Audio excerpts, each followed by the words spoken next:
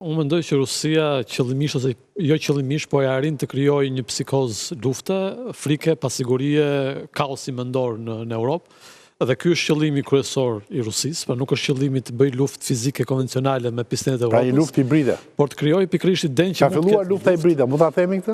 Unë mendoj që lufta hibride ka filluar prej kohësh. Pra perëndimi Evropa të paktën dhe Rusia janë një luftë hibride prej shumë kohësh, paktën një vit e gjysmë që është intensifikuar në mënyrë të konsiderueshme. Dhe kjo gjë ka krijuar pasiguri, kaos mendor, psikozën e luftës në të gjithë pjesën tjetër të Evropës. Dhe ky është qëllimi kryesor që ka Rusia në gjithë të luftë që po bën, pra sepse luftën fizike konvencionale nuk ka as interes as mundësi ta bëjë me pjesën tjetër të Europës, por mjafton të krijojë pikërisht këtë lloj psikoze që po e krijon pjesën tjetër të Europës dhe ka arritur një masë të madhe qëllimi. Pra domethënë kemi një shkak, kemi dhe një pasojë. Shkaku në këtë rast është lufta hibride që Rusia ka filluar me kohë. Pra nuk është dhe pasoja është logjike thua ti. Për shembull të hapësh bunkere në Norvegji, në Suedi, ti bësh gati po themi dronë të cilët shifen në Lago Maggiore dhe të cilët janë fotografuar dhe xhiruar mbi disa institute kërkimore të NATO, shumë sekrete dhe italiane njëkohësisht. Pra gjitha këto krijojnë shumë aksidente të çuditshme po ndodhen nëpër kurrudha, nëpër rrëzohen ura çuditërisht, ndodhin përmbytjet, po përmbytjet them në kuptimin që nga dora njerëzore.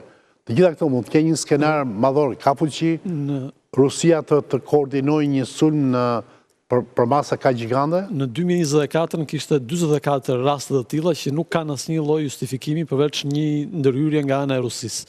Raste të çfarë lloji? Kabullat në detin Baltik, rrëzimi një avion lituanik që ishte krejtësisht i pa shpjegueshëm, zjarre në fabrika të ndryshme në Gjermani, në Britaninë e Madhe që prodhojnë armatime për Ukrainë ose prodhojnë armatime për shtetin e tyre, pra ka shumë raste të tilla që janë duke lëvizur në Evropë, të cilat nuk kanë asnjë shpjegim tjetër përveç një ndikimi të mundshëm të Rusisë.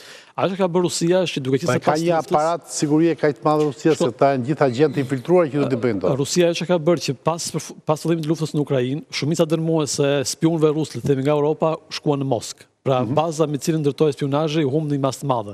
Dhe ajo që Rusia ka bërë, për shembull, rastin e Polonisë që e njoh shumë mirë, ka rastin e Polonisë për shembull, ka paguar shtetas polak, të cilët nuk kanë asnjë lidhje me Rusinë dhe sigurisht që as nuk e dinë që po punojnë për Rusinë për të bërë vepra të tilla në kundrejt një shpërblimi monetar në rast të tilla. Unë kam përshtypjen që Evropa është duke përgatitur ose le të themi përgatitjen e gabuar në këtë rast. Pra hapja e bunkerëve nuk ka lidhje me luftën hibride. Pra kur ke një luftë hibride nuk ka bunkeret. Bunkeret i hap kur ke një luftë, të themi, bërthamore konvencionale në kuptimin e mirëfillt të fjalës.